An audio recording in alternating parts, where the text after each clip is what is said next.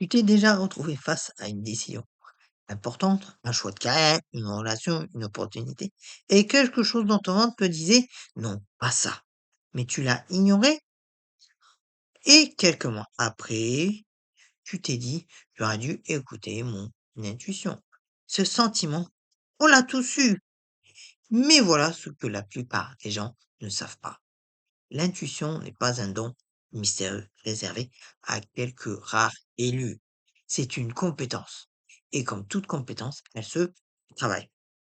Aujourd'hui, je t'amène dans un guide concret avec des vrais exercices pratiques pour apprendre à entendre cette petite voix intérieure et surtout à lui faire confiance. Alors, c'est quoi exactement l'intuition? On a tendance à la confondre avec trois choses qui n'ont rien à voir. La superstition, qui est une croyance sans fondement, l'émotion brute, telle que la peur, l'excitation, le désir, le biais cognitif, un raccourci mental guidé par nos expériences passées, l'intuition, c'est autre chose. C'est la capacité de ton cerveau à traiter une quantité massive d'informations de façon inconsciente et à te livrer un verdict rapide sans passer par le raisonnement logique. En clair, ton cerveau a déjà analysé la situation. Il te donne le résultat avant même que tu aies commencé à réfléchir concrètement. D'ailleurs, on a deux cerveaux. Un cerveau conscient qui est lent et logique et le cerveau inconscient qui est rapide et intuitif. Ils n'ont pas la même rapidité. C'est pour ça qu'on se fait biaiser. Et bien évidemment, ce n'est pas du New Age. La science confirme bien tout cela. Le neuroscientifique Antonio Damasio a montré que les personnes ayant des lésions dans la zone émotionnelle du cerveau étaient incapables de prendre de bonnes décisions, même en ayant toutes les informations logiques disponibles. L'intuition s'appuie sur ce que les chercheurs appellent la mémoire implicite, des milliers d'expériences stockées hors de ta conscience qui viennent nourrir tes ressentis. C'est aussi ce que le psychologue Malcolm Gladwell appelle le blink, cette faculté de décision en une fraction de seconde qui peut surpasser une analyse longue et laborieuse.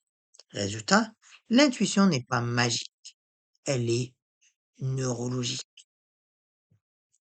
Passons maintenant au cœur de la vidéo.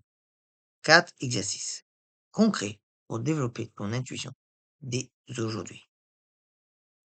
Le premier exercice, c'est le journal de pressentiment. Chaque matin, avant de regarder ton téléphone, prends un carnet et note 3 pressentiments. Sur ta journée, une conversation, une décision, juste un mot ou une phrase. Et le soir, tu coches ce qui s'est réalisé.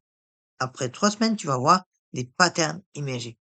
Tu vas commencer à reconnaître quand ton intuition est juste et dans quel domaine elle est la plus fiable. L'objectif, c'est de calibrer ton intuition comme on calibre une boussole. Le deuxième exercice, c'est le scan corporel. Parce que l'intuition parle souvent par le corps avant de parler par la tête. Quand tu dois prendre une décision, ferme les yeux et imagine ce que tu as déjà dit oui. Et scanne ton corps. Est-ce que tu te sens ouvert, léger, libre?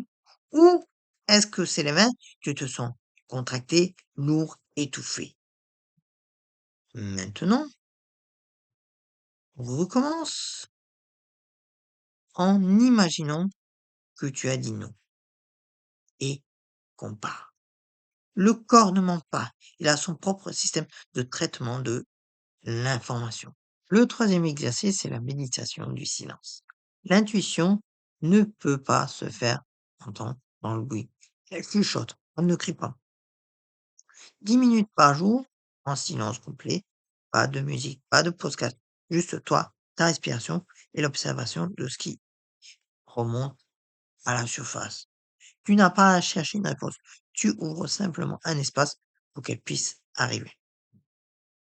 Beaucoup de gens font leur meilleure intuition sous la douche ou en marchant ou juste avant de dormir.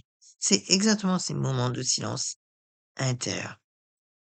Le troisième exercice, non, le quatrième exercice, pardon, c'est la règle du premier flash. La décision en 60 secondes. Pour les petites décisions du quotidien, entraîne-toi à décider en moins de 60 secondes en n'écoutant que ton premier ressenti. Quel restaurant choisir? Quelle tenue mettre? Accepte ou décline cette invitation. Fais confiance au flash initial. Observe le résultat. Plus tu pratiques, plus tu vas développer ta confiance en ton propre signal intérieur. Mais une petite note quand même. Cet exercice est pour les petites décisions. Les grandes, elles méritent que tu combines intuition et analyse. Avant de te lancer, il y a 3 pièges classiques qui font croire à une mauvaise intuition, alors que c'est autre chose. Le premier piège, c'est confondre peur et intuition. La peur te paralyse et te pousse à fuir même quand tout va bien. L'intuition est plus calme, plus factuelle. Elle ne crie pas. Le deuxième piège, c'est écouter son intuition quand elle confirme ce qu'on veut déjà faire. Ça s'appelle un biais de confirmation. Si tu veux vraiment faire quelque chose, demande-toi si ce n'est pas ton désir qui parle plutôt que ton intuition. Le troisième piège, c'est attendre une révélation spectaculaire. Parce que l'intuition est rarement un éclair de génie. C'est souvent un léger inconfort, une légère attraction, un signal discret. Apprends à reconnaître les petits signaux, pas seulement les grands. Et voilà, maintenant tu as tout ce qu'il faut pour commencer à développer une intuition fiable et incarnée. Récapitulons rapidement. Le journal de pressentiment, le scan corporel, la méditation du silence et la règle du premier flash.